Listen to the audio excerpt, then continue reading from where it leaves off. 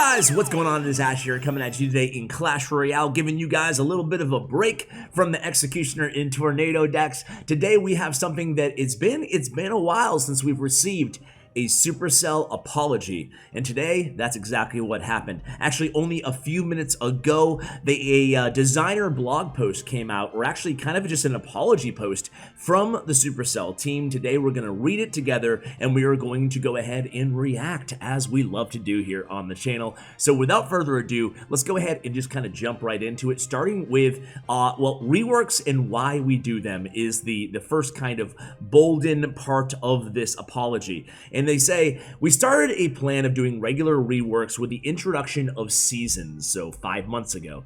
And at that time, Baby Dragon was the most widely played card in the game, still one of them. We believed that the most area damage attackers were on the bit of the weak side inside the game, and they weren't as good as the Baby Dragon. And if they were, the metagame might even out a bit. When we polled the community on Twitter and asked Clash Royale League pros which cards needed a rework, Executioner and Witch were near the top of the list. That's why we fixated on Executioner as the first major rework, with the Witch following thereafter. Pause for a second, that was from Supercell. Okay, so far so good, I guess, but I missed that poll. Did you guys catch that poll? I don't like balancing the game based off of player polls. Pretty cool to kind of get a pulse of where the players are at, but you know, if you just read my comments on one video and you'll see how scattered the opinions can be, and that's not a shot at you guys. It just goes to say that everybody has their own opinions, kind of like the world, based on their own experiences, and not everybody's experiences speaks for the majority of players inside the game. That's the danger in polling both pros and just any player kind of cherry-picked from the game. So I'm not a fan of balancing the game or even taking suggestions based off of newbie YouTubers or anybody else in the game. I think they should go by the data, go by what they're, the reason they were hired. Anyway, moving on. Over the last 3 months, we've seen the effect of these reworks on players and have decided that this is not the direction that we want to take these cards anymore. Our primary focus when balancing cards is to get them to the following standards. 4 to 12% use rate. The number does change based on how many cards totally are in the game. So they want each card to have a 4 to 12% use rate and a 45 to 55% win rate in grand challenges, or inside the game as a total. I don't know. I'm just putting that in their mouths, okay? So they say, however, from time to time, certain cards are actually in this range, but the meta takes a downward turn, such as Freeze. They go on to say that Freeze was in 10% of decks at a 50% win rate last year, and it was awful. Anybody remember the Freeze meta? It was bad. I'm not going to read the rest verbatim. They basically go on to say that ranged attackers, ranged area damage attackers, such as Executioner, falls into that same camp. This is what they've learned now. So they say that the Witch and the Executioner reworks were solid ideas, but when we put them into the metagame, it made the game no fun. All right, so let's focus on actually, before I focus on the Executioner, what they're going to do about the Executioner and the Witch, I want to read the apology, because it's the title of the video after all, right? Okay, here it is. We apologize for the upheaval that this has caused in the metagame, and especially to players who felt like one of their core cards were changed too dramatically, speaking of the Executioner. We still believe that reworking some cards will be beneficial to the game, but we have learned pretty clearly that powerful area damage range attackers do not create fun, interesting metas ripe with counterplay. So they apologize for the Executioner. Their apology on the Witch is kind of similar. They say, after listening to passionate arguments from the community, we want to say that you are all correct.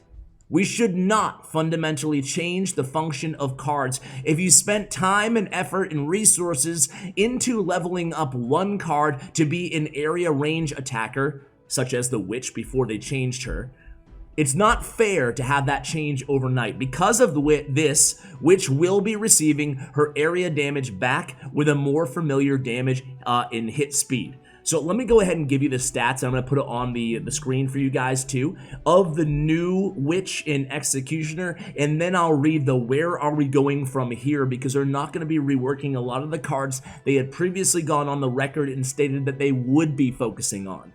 Okay, so the new Witch, area damage is back. Area damage, 1,000 radius, whatever that means. Damage reduced by 49% of the witch. So kind of a reduction, kind of a reverting of the damage rework from 2 months ago. Damage reduced by 49%. That's from 166 to 84 damage. Hit speed increased by 42%, 1.7 to 1 seconds on the hit speed. So her hit speed and her damage will be the same. Her area damage is back, and she will continue to spawn the skeletons around her rather than in front of her. That will be the new witch in these November balance changes. Actually, December, my bad. Also, the Executioner. The Executioner will be completely reverted. So just to kind of go over the data where the Executioner was before they made all these changes to him, these buffs and reworks and buffs, hit points will be brought to 760 from 722. Hit speed will be brought to 2.4 from 2.5. Range will be increased from 4.5 to 6.5. And the projectile radius increase from 800 to 1,000. Damage will be reduced all the way from 195 to 106. So damage almost cut in half. The radius increased. Hit speed brought down a little bit, making it a little bit faster. And HP will be increased just a hair from 722 to 760. So those are the changes, a complete reversion of the Executioner. So now after 2 months of dealing with this, we're back to where we started. Which kind of sort of back to where we started with a little bit of changes. I think Witch will be a little bit easier to tolerate on ladder, on mid ladder, when over leveled. And I think she'll still be interesting with the spawn. She won't be dead anymore, which is where she is, which I think is where a lot of you guys are happy that she is in a weird way after having been dealing with her all of October. I don't know. Let's talk about the future. Where are we going from here, Supercell? The future of reworks. We have reworked numerous cards over the last 2 years, including Spirit Goblins, this is quotations, including Spirit Goblins, Royal Giant, Barbarians, Freeze, Cannon Cart, and Barbarian Barrel. We don't always get it right at first, but we believe with iteration we can get the least used cards in Clash Royale to a healthy place. Many of our in-progress rewards, reworks, were for cards like Bomber, Bowler, Wizard, and other area damage attackers. Again, I'll repeat that because I stumbled over it. Many of our current in-progress reworks were for cards like Bomber, Bowler, Wizard, and other area damage attackers. We've decided to halt all of these reworks. We will not, we're not certain it would improve the game, based on what we saw with Executioner and Witch, right? So no more rework of the Wizard, the Bowler, the Bomber, or any other area damage attackers. Instead, they're going to shift their focus into providing more utility from underplayed cards, like Bomber and Bowler, other underplayed cards that aren't the area damage attackers. Okay, we have solutions for very good. We have solutions that we feel are very good for cards like Arrows and Heal that you will see over the next couple months. So Arrows and Heal now seem to be on the rework agenda of the Supercell team. Aside from those two, we'll be far more judicious and question our assumptions about the outcome of reworking other cards in Clash Royale. Signed, the Clash Royale team. So there you have it, guys. My opinions here are, what a disaster, huh? What a disaster the last 2 months have been in terms of the meta.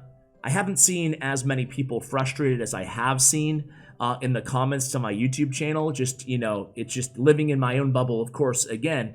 But even on Twitter and on Reddit, I've just seen a lot more complaints. And for the first time ever, I've seen a dip in just the number of the feedback has been mostly negative about the game, but the volume has been a little bit down, which for the first time actually worries me. I'd rather have millions of negative comments every day on Reddit and my YouTube comments than hundreds, right? And the reason I say that is it does seem like the popularity of the game has been dipping quite substantially over the last few months. Now, me personally, I still enjoy the game just the same that I did in 2016, 2017, 2018, and 2019. but I am a close to max player, right? I have the flexibility and the luxury of being able to switch my cards, being able to switch my decks, being able to easily replace cards because one got nerfed or one got buffed or whatever, you know? I have that luxury. Therefore, these balance changes don't necessarily affect me or impact me in the ways that they might impact you guys, you know, or might impact that free-to-play player in your clan who's just so frustrated and he can't handle it anymore and he's just sick of this. These major, huge reworks just fundamentally changing the use of a card that he previously relied on, you know? So I can understand that frustration, and sometimes it's good to kind of put ourselves in the shoes of other players inside this game, especially as content creators. So I definitely hear that frustration, and I you know, beyond just reworks, beyond just this, you know, kind of a botched balance change these last couple months, I'm really looking at a more exciting future. You know, I had a whole video about 6 months ago talking about, is Supercell afraid? You know, and forgive the clickbaity dramatic title, but it, you know, I was honest. It was also sincere in that title, right? And what I was thinking, the thinking behind that video was, I want to see something major here. You know, I'm not talking reworks and balance changes.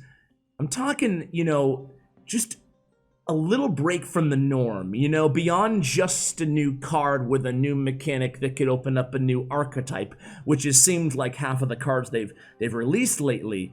I want to see something else, maybe a new game mode. I've kind of been banging the drums on a PvE where you battle against the environment. You team up with your clanmates and go against a huge dragon or something, you know, every season changes a big boss or something with different difficulties. Or even, you know, challenge tokens, like easy, kind of simple fixes to big problems in clan wars and 2v2 and ladder, and, you know, there's a lot of fixes that could institute, and they could be a little bit more innovative in their ideas, a little bit more creative. You know, I know that the team is full of creative people, creative geniuses in a lot of cases. So I know they can think of these creative ideas, but it does seem like they're okay. You know, maybe the team that's there now, not maybe, the team that's there now, they weren't the guys who created this game. You know, back in 2016, there's been turnover. Some people have gone to new teams. There's some, you know, a little bit of opportunity to change what you're doing in Supercell, which is a great way and a healthy way to have a company, right? But at the same time, maybe, and maybe I'm wrong here. What do I know? I don't work there. I'm in Boston. I'm not in Finland, you know? But it just seems outside looking in that perhaps they're just kind of like, okay, new card, new season. Maybe a few new changes here. You know, I want to see something big, not really concerned. Even if it's a failure, at least they tried something big, you know? And again, I don't want to hammer on the team either, because I still, at the end of the day, I still love the game. The game is still an amazing, beautiful game with millions of players in a healthy state. Just want to keep it that way and maybe turn this trajectory that's slowly going down, maybe just tilt it up again, you know? And I think that the better days in Clash Royale are still ahead of us. And I don't think I'm just being a blind optimist when I say that, right? I think that we truly do have much better days, much more exciting days, and I still enjoy playing the game, right? But when I read your comments, when I see the community feedback, it makes me kind of stop and think, you know, we need something here. So I'm looking forward to the December update. I do hope that it's something fresh and new. It doesn't have to be huge, just has to be exciting. That's it. Anyway, I've rambled quite long here. Oh my word. We're going to go ahead and wrap up the video there. Go ahead and leave your thoughts in the comments below, guys. I'm not mad.